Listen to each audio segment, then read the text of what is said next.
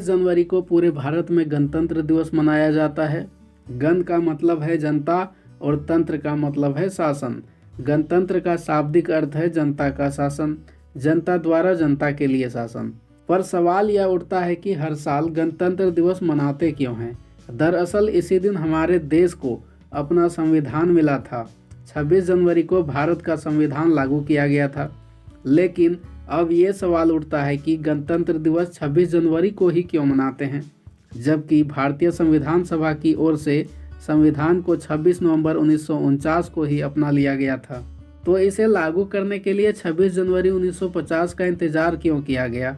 इसके पीछे एक कहानी है। अंग्रेज देश में राज कर रहे थे, भारतीय स्वतंत्रता की मांग कर रहे थे। इसी बीच 1929 में लाहौर में कांग्रेस का अधिवेशन हुआ। अध्यक्ष थे पंडित जवाहरलाल नेहरू। इस अधिवेशन में यह प्रस्ताव पारित हुआ कि 26 जनवरी 1930 तक भारत को अंग्रेजी हुकूमत डोमिनियन स्टेट का दर्जा नहीं देती, यानी स्वशासन की व्यवस्था का दर्जा नहीं देती, तो क्रांति होगी। मतलब भारत खुद को स्वतंत्र घोषित कर देगा। लेकिन अंग्रेज टस से मस नहीं हो रहे थे। फिर क्या था? 26 जनवरी 1930 को जवाहरलाल नेहरू ने लाहौर में रावी नदी पर तिरंगा फहरा दिया।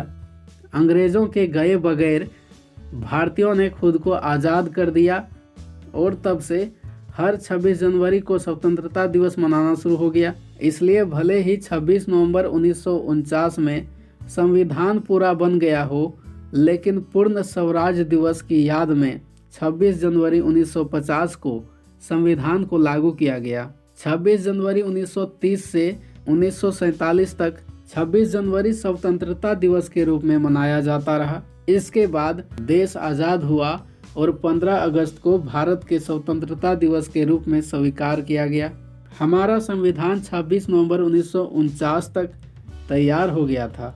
तब जो नेता थे उन्होंने 2 महीने और रुकने का फैसला लिया और फिर 26 जनवरी 1950 की सुबह 10:18 पर संविधान लागू हुआ और इस दिन को तब से गणतंत्र दिवस के रूप में मनाया जाने लगा।